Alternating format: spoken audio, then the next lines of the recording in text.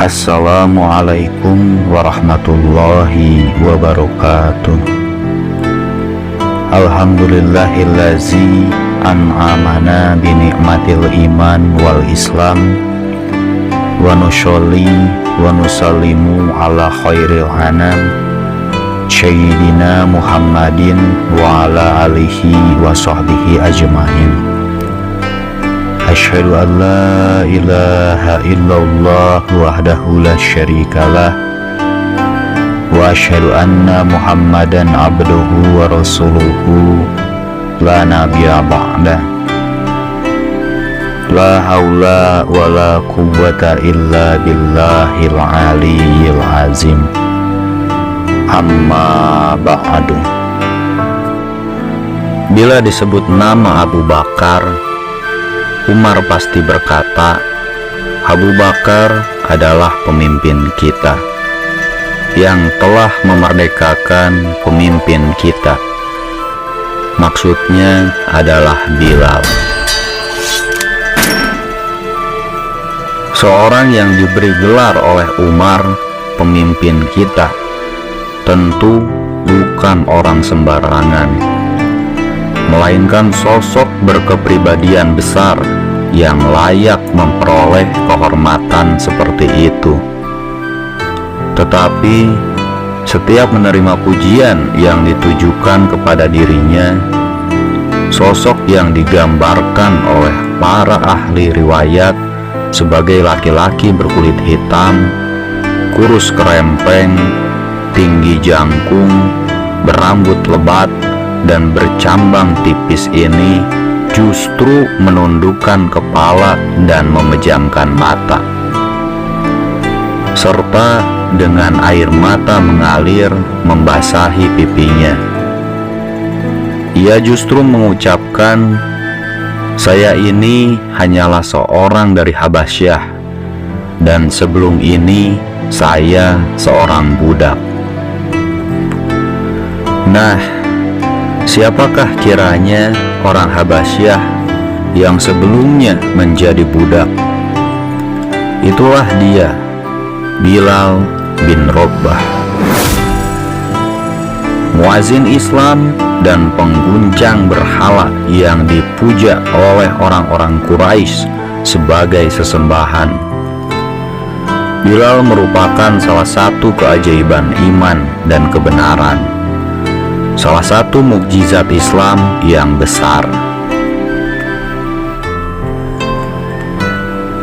Dari setiap 10 orang, sejak munculnya agama itu sampai sekarang, bahkan sampai kapan saja dikehendaki Allah, kita akan menemukan sedikitnya 7 orang mengenal Bilal. Artinya, dalam pergantian kurun dan generasi terdapat jutaan manusia yang mengenal Bilal, hafal namanya dan tahu riwayatnya secara lengkap. Sebagaimana mereka mengenal 2 khalifah terbesar dalam Islam, Abu Bakar dan Umar. Sungguh, bila Anda menanyakan kepada setiap anak yang masih merangkak pada tahun-tahun pelajaran dasarnya, baik di Mesir, Pakistan, maupun Cina, mereka pasti mengetahui siapa Bilal. Di Amerika Utara, Amerika Selatan, Eropa, dan Asia, semua kenal Bilal. Di Irak, Syria, Turki, Iran, Sudan, Tunisia, Aljazair, Maroko, dan di seluruh permukaan bumi yang didiami oleh kaum muslimin, tidak ada yang tidak mengenalnya. Anda akan dapat menanyakan kepada setiap remaja muslim, "Siapakah Bilal itu, nak?" Mereka pasti akan menjawab, "Ia adalah muazin Rasul. Ia sebelumnya adalah seorang budak yang disiksa oleh tuannya dengan batu panas, agar ia meninggalkan agamanya. Tetapi ia menjawab, "Ahad, Ahad, Allah yang Maha Esa, Allah yang Maha Esa." Ketika Anda mengetahui kenangan abadi yang telah dianugerahkan Islam kepada Bilal tersebut, ketahuilah bahwa sebelum Islam, Bilal ini tidak lebih daripada seorang budak yang menggembalakan unta milik tuannya dengan imbalan 2 genggam kurma. Tanpa Islam, ia tidak akan luput dari kenistaan perbudakan sampai maut datang merenggutnya, dan setelah itu orang melupakannya. Kebenaran iman dan keagungan agama yang diyakininya telah menempatkan kehidupan dan sejarah hidupnya pada kedudukan tinggi dalam deretan tokoh-tokoh Islam dan orang-orang suci. Banyak di antara orang-orang terkemuka, baik golongan berpengaruh maupun orang-orang kaya, yang tidak berhasil mendapatkannya meski hanya 1/10 dari keharuman nama yang diperoleh Bilal. Si budak Habasyah ini, bahkan tidak sedikit tokoh-tokoh sejarah yang tidak mencapai separuh kemuliaan yang dicapai oleh Bilal. Kehitaman warna kulit, kerendahan kasta dan bangsa, serta kehinaan dirinya di antara manusia selama itu sebagai budak, sekali-kali tidaklah menutup pintu baginya untuk menempati kedudukan tinggi yang dirintis oleh kebenaran, keyakinan, kesucian, dan kesungguhannya setelah ia memasuki agama Islam. Semua itu terjadi karena dalam neraca penilaian dan penghormatan yang diberikan oleh orang-orang kepadanya, hanyalah kekaguman terhadap kedudukan tinggi yang tidak semestinya. Orang menyangka bahwa seorang hamba seperti Bilal biasanya asal-usulnya tidak menentu, tidak berdaya dan tidak mempunyai keluarga, serta tidak memiliki suatu hak pun dalam hidupnya. Budak adalah milik tuannya yang telah membeli dengan hartanya, dan kerjanya berada di tengah hewan ternak, pulang balik di antara unta dan domba tuannya. Menurut dugaan mereka, makhluk seperti ini tidak akan mampu melakukan sesuatu atau menjadi sesuatu yang berarti. Ternyata Bilal tidak seperti yang diduga oleh kebanyakan orang.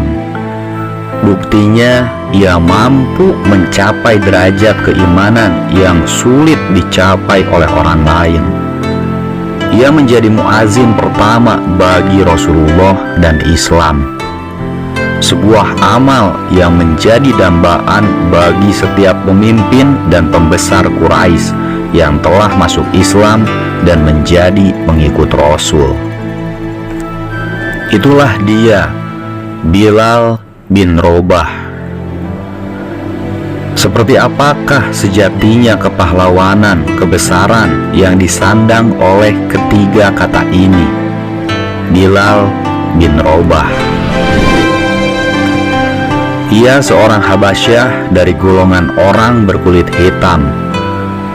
Takdir telah membawa nasibnya menjadi budak Bani Jumah di kota Mekah, karena ibunya salah seorang hamba sahaya mereka.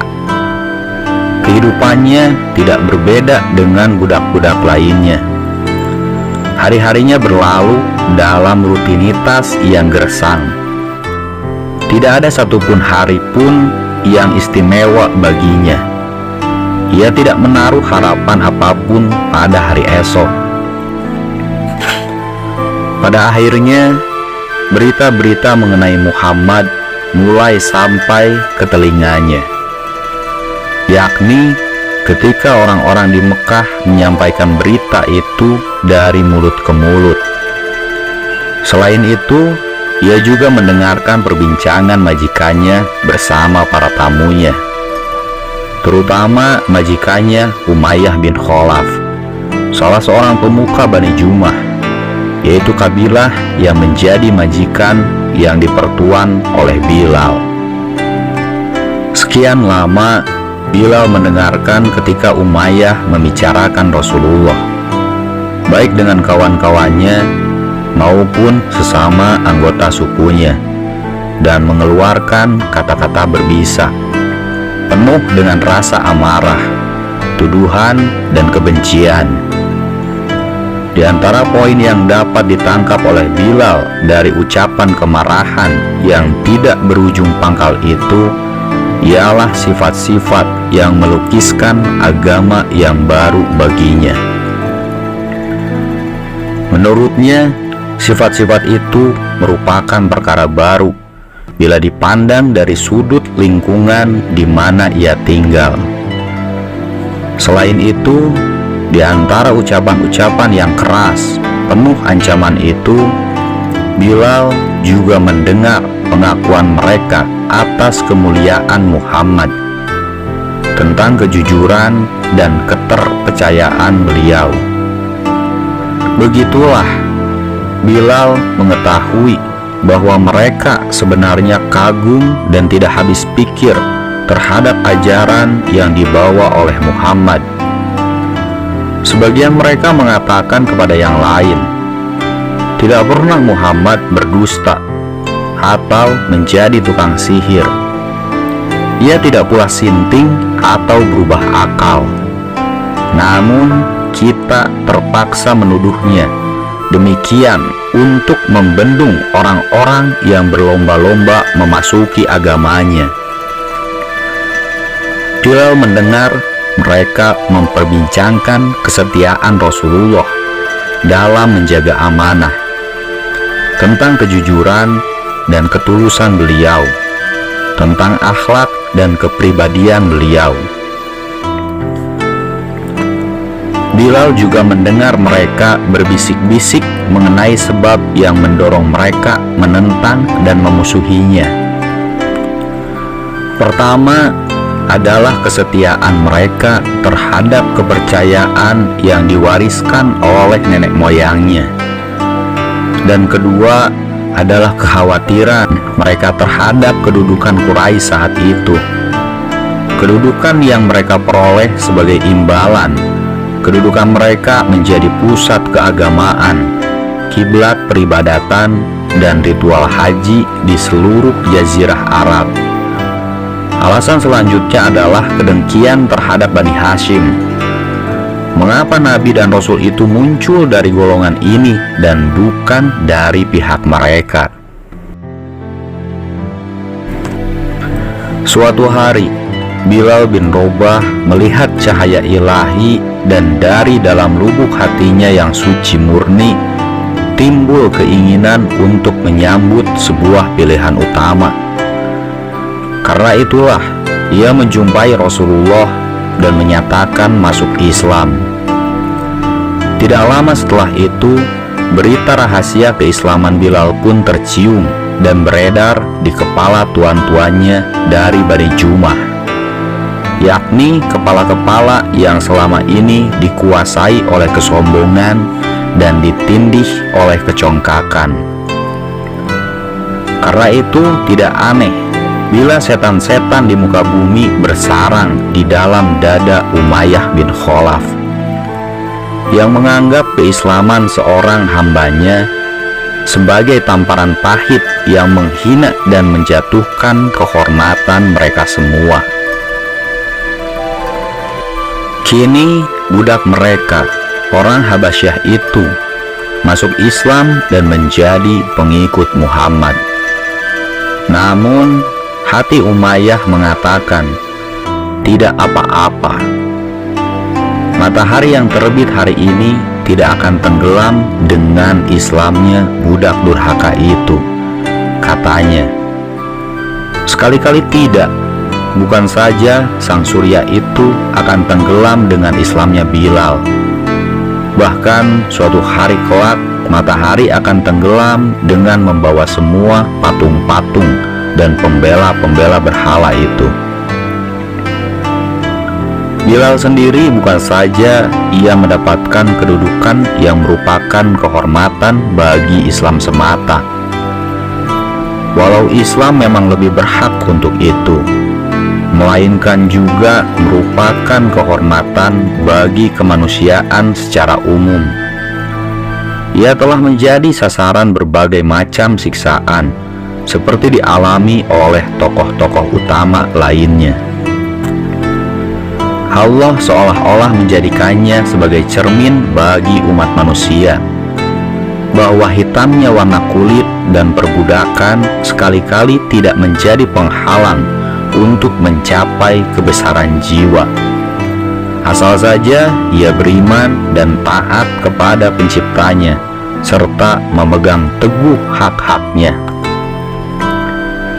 Bilal telah memberikan pelajaran kepada orang-orang yang semasa dengannya, juga bagi orang-orang pada zaman kapanpun yang seagama dengannya, bahkan bagi pengikut-pengikut agama lain, suatu pelajaran berharga yang menjelaskan bahwa kemerdekaan jiwa dan kebebasan nurani tidak dapat dibeli dengan emas separuh bumi atau dengan siksaan bagaimanapun dahsyatnya.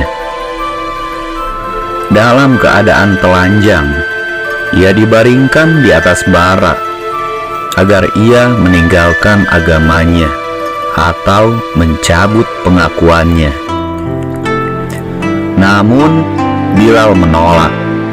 Karena itu, budak Habasyah yang lemah dan tidak berdaya ini telah dijadikan oleh Rasulullah dan Islam sebagai guru bagi seluruh kemanusiaan dalam persoalan menghormati hati nurani dan mempertahankan kebebasan serta kemerdekaannya.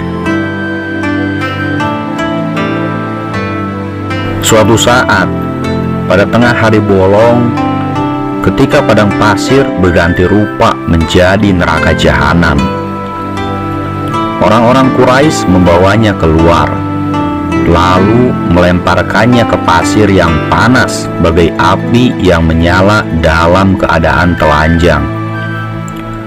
Kemudian beberapa orang laki-laki mengangkat batu besar yang juga panas laksana bara dan menjatuhkannya ke atas tubuh dan dadanya.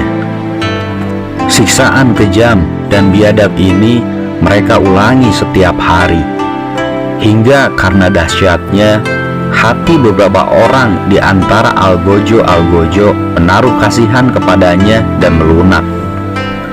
Mereka berjanji dan bersedia melepaskannya, asal saja ia mau menyebut nama Tuhan-Tuhan mereka secara baik-baik, walau dengan sepatah kata sekalipun. Tidak usah lebih, yang akan menjaga nama baik mereka di mata umum, hingga tidak menjadi buah pembicaraan bagi orang-orang Quraisy bahwa mereka telah mengalah dan bertekuk lutut kepada seorang budak yang gigih dan keras kepala. Namun, walau sepatah kata yang dapat diucapkan bukan dari lubuk hati dan yang dapat menembus jiwa, nyawa, dan hidupnya tanpa kehilangan iman dan melepas keyakinannya, Bilal tidak ingin mengucapkannya. Begitulah, ia menolak mengucapkan hal itu, dan sebagai gantinya ia mengulang-ulang senandungnya yang abadi, Ahad, Ahad. Para algojo itu pun memaksanya. Katakanlah seperti yang kami katakan. Tetapi dengan ejekan pahit dan penghinaan yang menjengkelkan, Bilal menjawab, "Lidahku tidak dapat mengucapkannya." Bilal tetap menjalani deraan panas dan tindihan batu, hingga ketika hari petang mereka menegakkan badannya dan mengikat tali pada lehernya. Lalu mereka suruh anak-anak untuk mengaraknya keliling perbukitan dan jalan-jalan di Mekah. Sedangkan kedua bibir Bilal terus-menerus melakukan senandungnya yang suci. Ahad, Ahad. Bila malam telah tiba, orang-orang itu pun menawarkan kepadanya, "Besok ucapkanlah kata-kata yang baik terhadap Tuhan-Tuhan kami. Sebutlah Tuhanku Lata dan Uzza. Setelah itu kami lepaskan dan biarkan kamu sesuka hatimu. Kami telah letih menyiksamu, seolah-olah kami sendirilah yang disiksa." Namun dapat dipastikan Bilal akan menggelengkan kepalanya dan hanya menyebut Ahad, Ahad. Karena tidak dapat menahan gusar dan murka, Umayyah meninju Bilal sambil berteriak, "Kesialan apa yang menimpa kami disebabkan olehmu, wahai budak celaka? Demi Lata dan Uzza, aku akan menjadikan dirimu sebagai contoh bagi bangsa budak dan majikan-majikan mereka." Dengan keyakinan seorang mukmin dan kebesaran seorang suci, Bilal menjawab, "Ahad, Ahad." Orang-orang yang diserahi tugas berpura-pura menaruh belas kasihan kepadanya kembali membujuk dan mengajukan tawaran.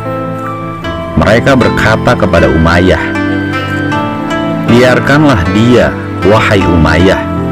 Demi Lata, ia tidak akan disiksa lagi setelah hari ini. Bilal ini anak buah kita. Bukankah ibunya budak kita?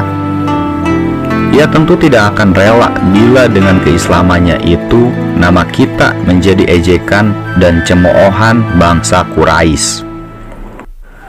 Bilal menatap tajam wajah-wajah para penipu dan pengatur muslihat licik itu. Tiba-tiba ketegangan itu menjadi kendur oleh senyuman bagai cahaya fajar dari mulut Bilal. Dengan ketenangan yang dapat mengguncangkan mereka, ia kembali berkata, "Ahad, Ahad."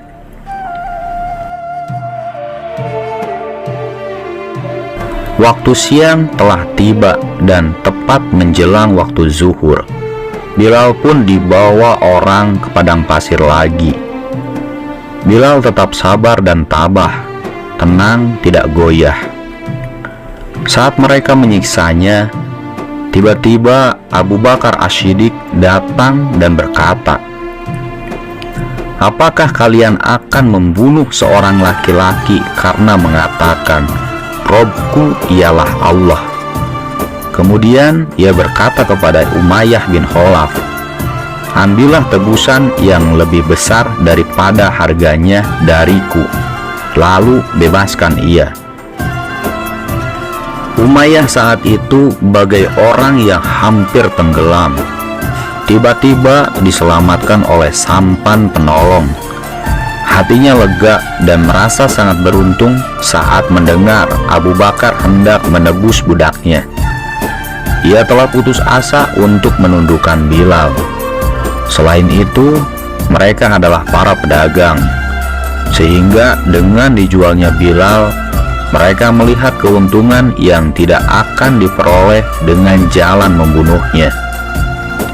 Akhirnya Bilal dijual kepada Abu Bakar yang segera membebaskannya. Dan dengan demikian Bilal pun tampil mengambil tempatnya dalam lingkungan orang-orang merdeka.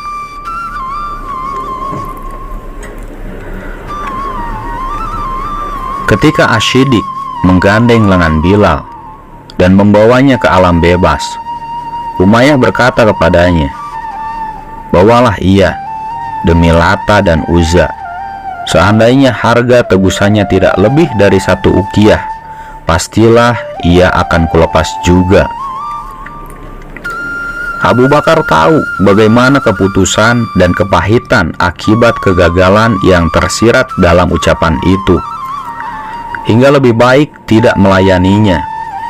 Tetapi karena ini menyangkut kehormatan seorang laki-laki yang sekarang telah menjadi saudara yang tidak berbeda dengan dirinya, ia pun membalas kata-kata Umayyah, "Demi Allah, andainya kalian tidak hendak menjualnya kecuali 100 uqiyah, aku pasti akan membayarnya."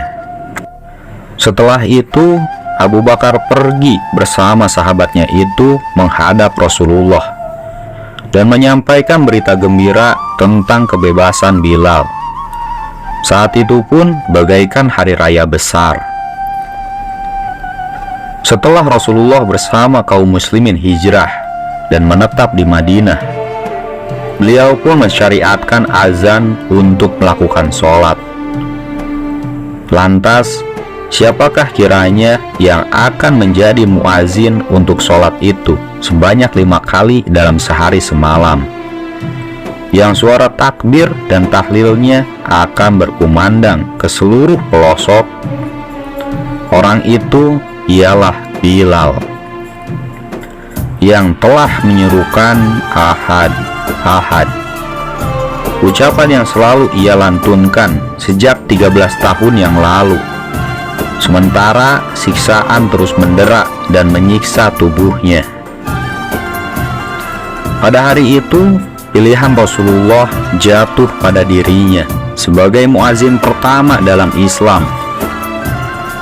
Dengan suara yang merdu dan empuk, Bilal mengisi hati dengan keimanan dan telinga dengan keharuan, sementara seruannya menggemakan. Allahu Akbar, Allahu Akbar, Allah.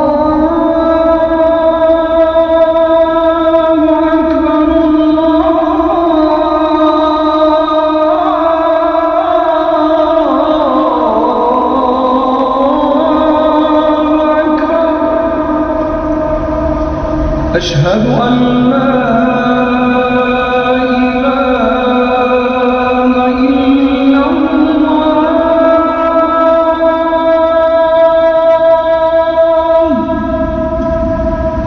أشهد أن لا إله إلا الله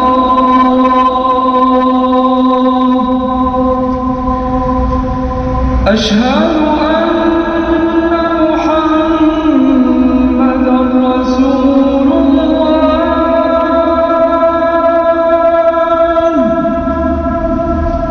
أشهد أن محمدًا رسول الله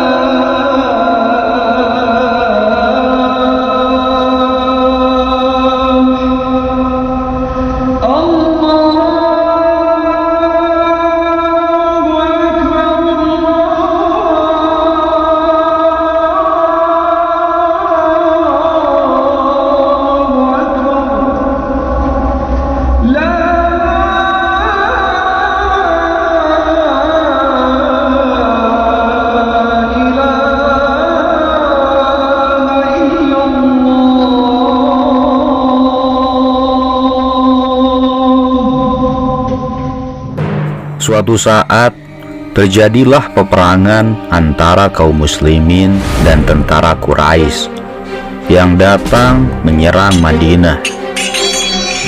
Pertempuran berkecamuk dengan sangat sengit dan dahsyat. Bilal maju dan menerjang dalam perang pertama pada masa Islam itu, yaitu Perang Badar, yang sebagai semboyannya dititahkan oleh Rasulullah menggunakan ucapan Ahad, Ahad. Dalam peperangan ini, Quraisy mengerahkan tenaga intinya. Para pemuka Quraisy terjun untuk menemui tempat kematian mereka. Pada mulanya, Umayyah bin Khalaf, yang tidak lain merupakan bekas majikan Bilal yang telah menyiksanya secara kejam dan biadab, tidak hendak ikut dalam peperangan itu. Ia sebenarnya enggan untuk berangkat kalau saja rekannya yang bernama Uqbah bin Abu Mu'id tidak menghampirinya. Setelah ia mendengar keengganan dan sifat pengecutnya itu, Uqbah menghampirinya sambil membawa anglok yang biasanya digunakan oleh wanita untuk mengasapi tubuh dengan wewangian di tangan kanannya. Setelah sampai dan berhadapan muka dengan Umayyah yang ketika itu sedang duduk di tengah-tengah kaumnya, Uqbah meletakkan anglo itu di hadapannya seraya berkata, "Wahai Abu Ali, terimalah dan pergunakanlah anglo ini, karena kamu tidak lebih dari seorang wanita." "Keparat, apa yang kau bawa ini?" teriak Umayyah geram. Akhirnya, tanpa bisa mengelak, ia terpaksa ikut berangkat dalam peperangan itu bersama kawan-kawannya. Rahasia takdir apakah kiranya yang tersembunyi di balik peristiwa ini? Sebelum itu, Uqbah bin Abu Mu'id adalah seorang yang paling gigih mendorong Umayyah untuk melakukan siksaan terhadap Bilal dan kaum muslimin yang tidak berdaya lainnya. Sekarang ia pula lah yang mendesaknya supaya ikut dalam perang Badar, tempat ia akan menemui ajalnya, sekaligus tempat kematian Uqbah itu sendiri. Sekali lagi, Umayyah pada waktu itu keberatan dan enggan untuk ikut dalam peperangan. Dan kalau bukan karena desakan Uqbah dengan cara sebagai kita ketahui itu, ia tidak akan turut serta di dalamnya. Tetapi rencana Allah pasti berlaku. Umayyah harus ikut, hadapi hutang lama antara dirinya dan salah seorang hamba Allah yang kini datang saatnya untuk diselesaikan. Allah tidak pernah tidur. Bagaimana kalian memperlakukan orang, maka seperti itu pula kalian akan diperlakukan orang lain. Takdir ini memang harus terjadi pada orang sombong. Uqbah yang kata-katanya didengar oleh Umayyah dan kemauannya untuk menyiksa orang-orang mukmin yang tidak berdosa diturutinya, kini justru menjadi orang yang menyeretnya ke liang kubur. Di tangan siapakah kematiannya? Di tangan Bilal. Tidak lain di tangan Bilal sendiri. Tangan yang oleh Umayyah dulu diikat dengan rantai, sedangkan pemiliknya didera dan disiksa. Dengan tangan itu pula pada hari itu, yaitu waktu perang Badar, yang merupakan saat yang tepat dan diatur oleh takdir.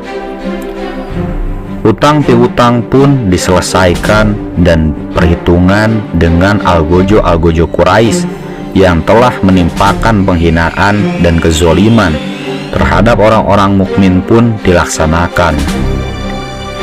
Peristiwa ini terjadi secara sempurna, tanpa ditambah atau dibumbui. Ketika pertempuran di antara dua pihak telah dimulai dan barisan kaum muslimin maju bergerak dengan semboyannya, Ahad, Ahad, jantung Umayyah bagai tercabut dari akarnya dan rasa takut menguasai dirinya. Kalimat yang kemarin diulang-ulang oleh hambanya di bawah tekanan siksa dan gerak sekarang telah menjadi semboyan dari suatu agama secara utuh dan dari suatu umat yang baru secara keseluruhan. Ahad, Ahad. Mengapa secepat itu ucapan itu berkembang? Ini adalah pertumbuhan yang sangat cepat. Pertempuran telah berkecamuk dan pedang bertemu pedang. Ketika perang telah hampir usai, Umayyah melihat sekilas keberadaan Abdurrahman bin Auf, seorang sahabat Rasulullah. Dia pun segera berlindung kepadanya dan meminta agar menjadi tawanannya dengan harapan dapat menyelamatkan nyawanya. Permintaan itu dikabulkan oleh Abdurrahman dan ia bersedia melindunginya. Di tengah-tengah hiruk-pikuknya perang, Abdurrahman membawa Umayyah ke tempat para tawanan. Namun, di tengah, Bilal sepintas melihatnya dan langsung berteriak, "Ini dia, gembong kekafiran, Umayyah bin Khalaf. Biarkanlah aku mati daripada orang ini selamat." Seiring dengan teriakan itu, Bilal mengangkat pedangnya hendak memenggal kepala yang selama ini menjadi besar disebabkan kecongkakan dan kesombongan. Namun, Abdurrahman berkata kepadanya, "Wahai Bilal, dia tawananku." "Tawanan? Bukankah pertempuran masih berkobar dan roda peperangan masih berputar?" tanya Bilal keheranan. Bagaimana mungkin ia menjadi tawanan, sedangkan belum lama berselang senjatanya menghujam di tubuh kaum muslimin yang sampai sekarang masih meneteskan darahnya. Tidak, bagi Bilal itu artinya ejekan dan penindasan.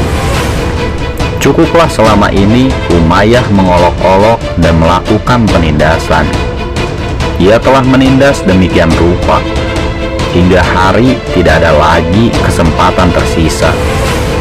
Dalam keadaan segawat ini, dalam momen yang menentukan ini, Bilal melihat bahwa dirinya tidak akan mampu mematahkan perlindungan saudaranya seiman, Abdurrahman bin Auf.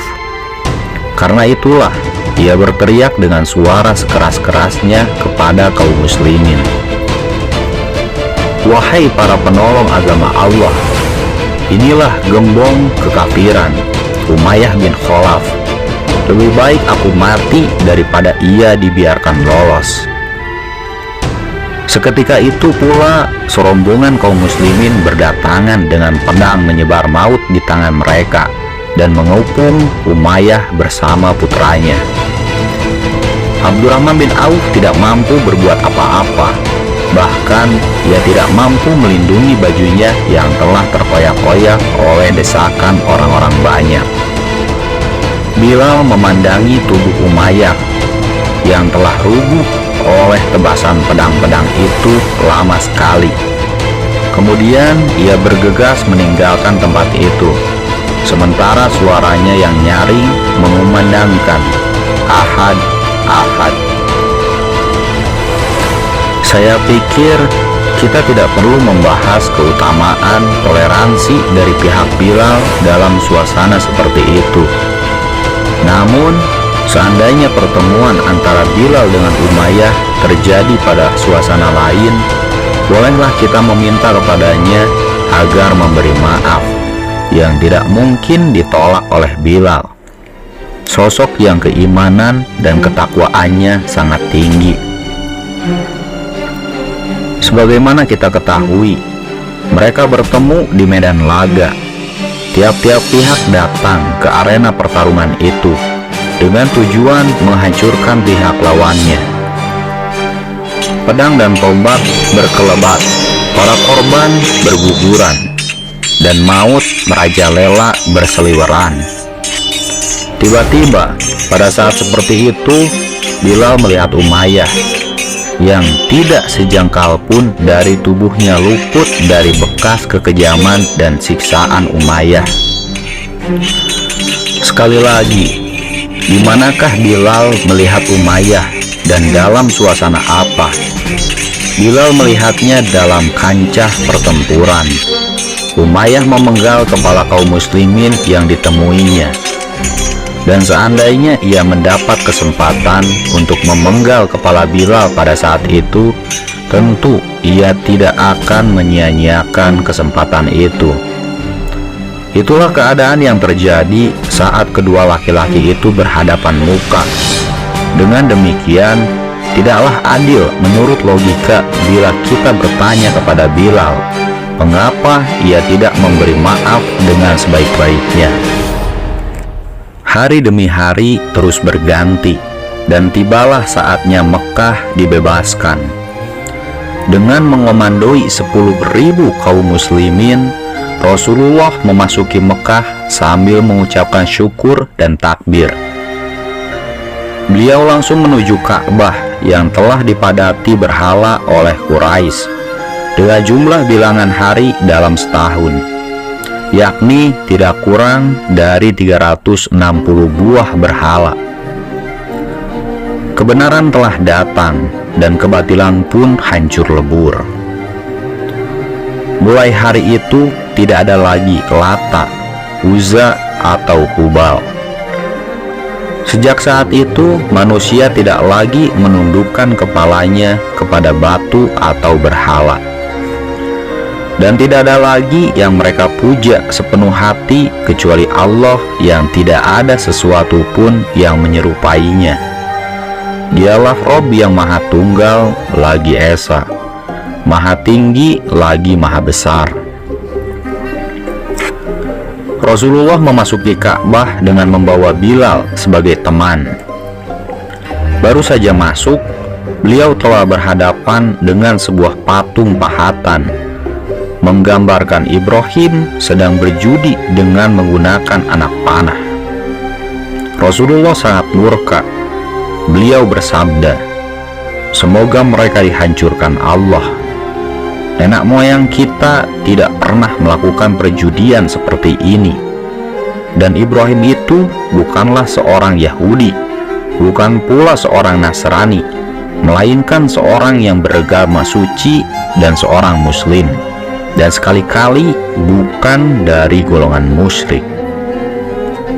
Rasulullah memerintahkan Bilal naik ke bagian atas masjid untuk mengumandangkan azan. Bilal pun mengumandangkan seruan azan. Alangkah mengharukan saat itu. Denyut nadi kehidupan di Mekah terhenti. Dan dengan jiwa yang satu, ribuan kaum muslimin dengan hati khusyuk dan secara berbisik mengulangi kalimat demi kalimat yang diucapkan Bilal. Orang-orang musyrik di rumahnya masing-masing hampir tidak percaya dan bertanya-tanya dalam hatinya, inikah dia Muhammad dengan orang-orang miskinnya yang kemarin terusir meninggalkan kampung halamannya? Benarkan itu dia yang mereka usir, mereka perangi, dan mereka bunuh keluarga yang paling dicintainya serta kerabat yang paling dekat kepadanya? Betulkah itu dia yang beberapa saat lalu nyawa mereka berada di tangannya? Memaklumkan kepada mereka, "Pergilah kalian, karena kalian semua bebas." 3 orang bangsawan Quraisy sedang duduk di pekarangan Ka'bah. Mereka tampak terpukul menyaksikan pemandangan itu, yaitu ketika Bilal menginjak-injak berhala-berhala mereka dengan kedua telapak kakinya. Kemudian di atas reruntuhannya yang telah hancur luluh. Bilal menyenandungkan suara azan yang berkumandang di seluruh pelosok Mekah. Tidak ubahnya bagai tiupan angin di musim semi. Tiga orang itu ialah Abu Sufyan bin Harb yang telah masuk Islam beberapa saat yang lalu, Attab bin Usaid, dan Al-Haris bin Hisham. Kedua orang ini belum masuk Islam. Attab berkata sambil memandangi Bilal yang sedang menyuarakan azan, "Sungguh, Usaid, ayahnya yang telah mati, telah dimuliakan Allah, karena ia tidak mendengar sesuatu yang sangat dibencinya." Al-Haris menyahut, "Demi Allah, seandainya aku tahu bahwa Muhammad itu di pihak yang benar, aku pasti mengikutinya." Abu Sufyan yang memang cerdas itu menukas pembicaraan kedua sahabatnya dengan ungkapan, "Aku tidak akan mengatakan sesuatu, karena seandainya aku berkata, kerikil-kerikil ini pasti akan mengabarkannya." Ketika Nabi meninggalkan Ka'bah, beliau melihat mereka. Lalu dalam sekejap waktu beliau membaca wajah-wajah mereka. Kemudian dengan kedua mata yang bersinar dengan cahaya ilahi, beliau bersabda kepada mereka, "Aku tahu apa yang telah kalian katakan tadi." Beliau lalu menceritakan apa yang mereka katakan sebelumnya. Al-Haris dan Attab pun berseru, "Kami menyaksikan bahwa Anda adalah utusan Allah. Demi Allah, tidak seorang pun mendengarkan pembicaraan kami, hingga kami dapat menuduh bahwa ia telah menyampaikannya kepada Anda." Sekarang mereka menghadapi Bilal dengan pandangan baru.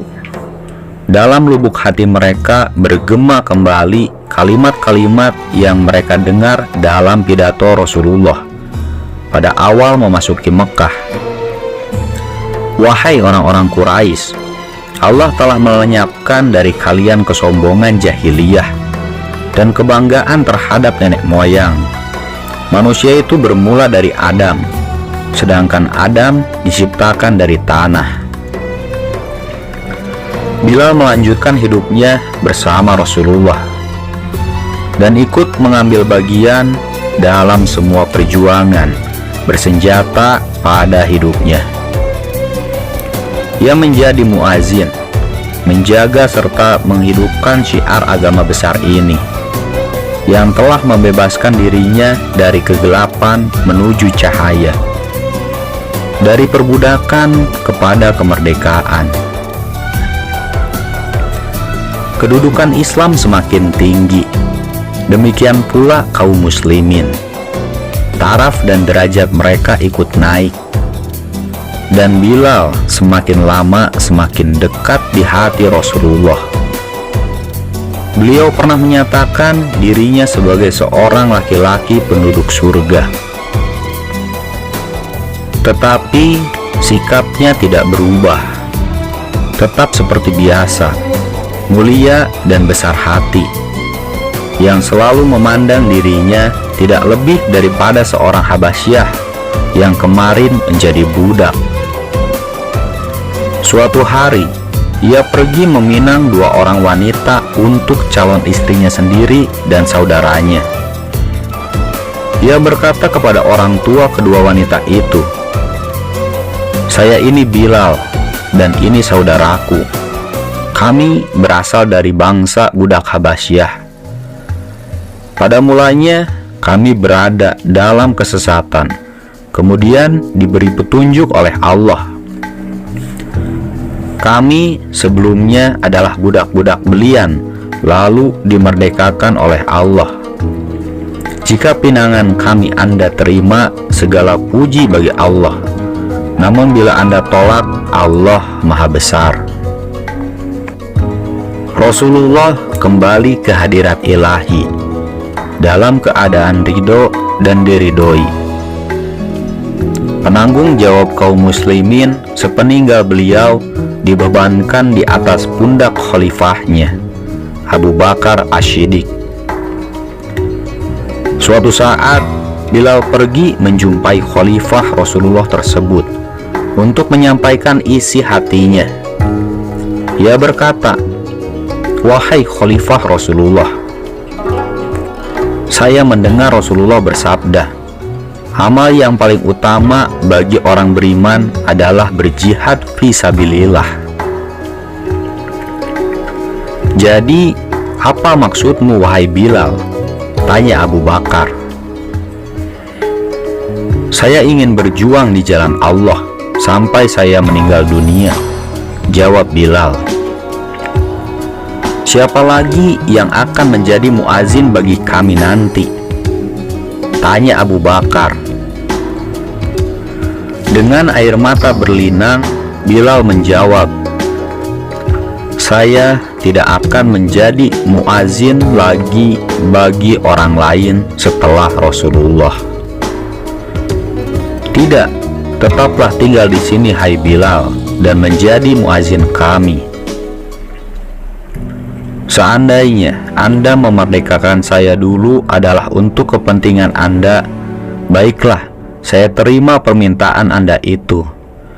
Tetapi bila Anda memerdekakan saya karena Allah, biarkanlah diri saya untuk Allah, sesuai dengan maksud baik Anda itu. Saya memerdekakanmu itu semata-mata karena Allah, wahai Bilal." Mengenai kehidupan Bilal selanjutnya, ada perbedaan pendapat di antara para ahli riwayat. Sebagian meriwayatkan bahwa ia pergi ke Syria dan menetap di sana sebagai mujahid dan penjaga perbatasan wilayah Islam. Menurut pendapat lain, ia menerima permintaan Abu Bakar untuk tinggal bersamanya di Madinah. Kemudian, setelah Abu Bakar wafat dan Umar diangkat sebagai khalifah, Bilal minta izin dan mohon diri kepadanya, lalu berangkat ke Syria. Bagaimanapun juga, Bilal telah mendedikasikan sisa hidup dan usianya untuk berjuang menjaga benteng-benteng Islam di perbatasan dan membulatkan tekadnya untuk menjumpai Allah dan Rasul-Nya dalam keadaan sedang melakukan amal yang paling disukai oleh keduanya. Suaranya yang merdu, tulus, dan penuh wibawa itu tidak lagi mengumandangkan azan seperti biasa. Itu karena setiap kali membaca Asyhadu anna Muhammadar Rasulullah, kenangan lamanya bangkit kembali dan suaranya tertelan oleh kesedihan, digantikan oleh cucuran air mata. Azannya yang terakhir ialah ketika Umar sebagai Amirul Mukminin datang ke Syria. Orang-orang menggunakan kesempatan tersebut dengan memohon kepada khalifah agar meminta Bilal menjadi muazin untuk satu sholat saja. Amirul Mukminin memanggil Bilal, dan ketika waktu sholat telah tiba, ia meminta dirinya agar menjadi muazin. Bilal pun naik ke menara dan mengumandangkan azan. Para sahabat yang pernah mendapati Rasulullah waktu Bilal menjadi muazinnya menangis dan mencucurkan air mata. Mereka menangis seolah-olah tidak pernah menangis sebelumnya. Dan yang paling keras tangisnya di antara mereka ialah Umar.